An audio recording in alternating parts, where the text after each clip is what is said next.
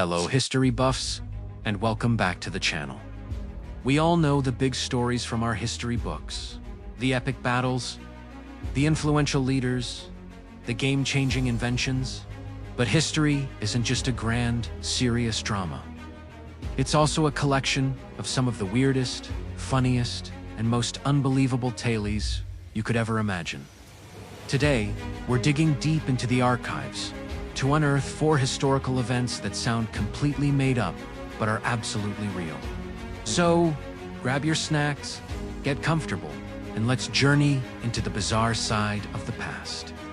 Our first story takes us to the coast of East Africa in 1896 for what is officially the shortest war in recorded history.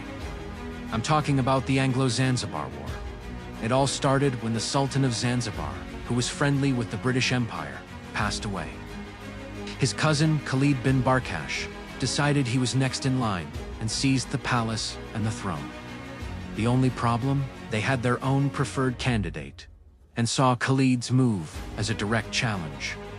So, the Royal Navy assembled a fleet of warships in the harbor and issued a simple ultimatum. Stand down and leave the palace by 9 a.m. or face the consequences. Khalid, surrounded by his loyal guards and a few cannons, decided to call their bluff. Big mistake.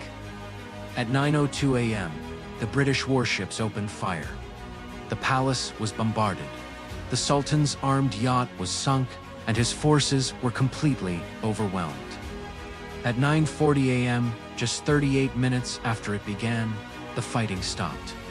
The Sultan's flag was lowered, and the war was over. Khalid fled to the German consulate and later escaped into exile. It was a swift, brutal, and incredibly short conflict that secured British dominance in the region. A 38-minute war. Some meetings I've been in have lasted longer than that. From a very short war, let us travel back to ancient Rome and meet one of history's most notoriously unhinged rulers, Emperor Caligula. His reign, from 37 to 41 AD, was short but packed with tales of cruelty, extravagance, and pure madness. One of the most famous stories about him involves his supposed war against the sea itself. According to the historian Suetonius, Caligula, feeling slighted by the god of the sea, Neptune, decided to teach him a lesson. He marched his legions to the northern coast of Gaul, which is modern-day France, and lined them up in battle formation, facing the English Channel.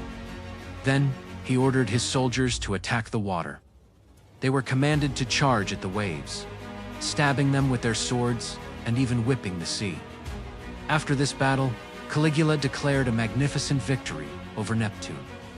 As proof of their conquest, he ordered his men to gather seashells from the beach, calling them the plunder of the ocean to be carried back to Rome for his triumph. Now, some modern historians argue this story might be an exaggeration or a political smear created by his enemies.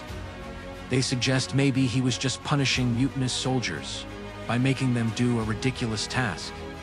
But whether it's literal truth or political propaganda, the story of Caligula's war on the sea perfectly captures the image of a leader so powerful and so detached from reality that he would literally try to fight an ocean.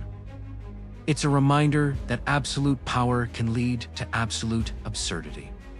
Now, let's jump forward to 18th century England, where a bitter war was being fought not on the battlefield, but in the kitchens and drawing rooms of the wealthy. The enemy. Anyone trying to get their hands on a new, incredibly precious commodity, tea. In the 1700s, tea was imported all the way from China and was astronomically expensive. It was a luxury good, a status symbol that only the upper crust could afford. Its price was so high that it was often kept under lock and key, quite literally. This led to the creation of the tea caddy. These weren't just decorative containers. They were small, ornate chests, often made of fine wood like mahogany, and fitted with a lock and key. The lady of the house would hold the key, and she would be the only one who could dispense the precious tea leaves. Why all the security? Because tea was a prime target for theft. Servants, and sometimes even guests, might be tempted to sneak a few spoonfuls of the valuable leaves. A single pound of tea could cost as much as a skilled worker's monthly wage. These locked boxers protected the family's investment and ensured that every single cup was accounted for. So next time you casually pop a tea bag into a mug, remember a time when making a cup of tea required a key and was treated with the same security as the family jewels.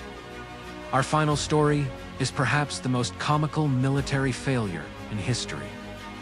Let's head to Australia in 1932 for the event known as the Great Emu War. After World War I, many Australian veterans were given land in Western Australia to farm. A massive population of about 20,000 emus had migrated into the region. These large, flightless birds were wreaking havoc, eating crops and tearing down fences, threatening the farmers' livelihoods. The farmers, many of whom were ex-soldiers, appealed to the government for help. The Minister of Defense agreed to deploy the military. So, a small contingent of soldiers, armed with 2 Lewis machine guns and 10,000 rounds of ammunition, was sent to deal with the emu menace. It sounded like a simple task. What could a bunch of birds do against machine guns? Well, a lot, it turns out. The emus proved to be brilliant guerrilla tacticians. When the soldiers opened fire, the huge flock of emus would scatter in all directions, making it impossible to get a clean shot. They were fast, they were unpredictable, and they were surprisingly resilient to bullets. In one engagement, the soldiers fired hundreds of rounds into a group of emus, only to bring down about a dozen. The commander, Major Meredith, was quoted as saying, "If we had a military division with the bullet-carrying capacity of these birds, it would face any army in the world." After several weeks of humiliating failure, and with public opinion turning against them, the military withdrew. The emus had won. The Great Emu War ended in a decisive victory for the birds, and a lesson in humility for the Australian Army. It's a hilarious and strange footnote in history that proves you should never underestimate your opponent, even if it has feathers. From a 38-minute war to a battle against the sea, from locked-up tea to a military defeat at the hands of giant birds, history is full of these wonderfully strange moments. Let me know down in the comments below. I'd love to read them, if you enjoyed this trip into the odd corners of the past. Thanks for watching, and I'll see you in the next one.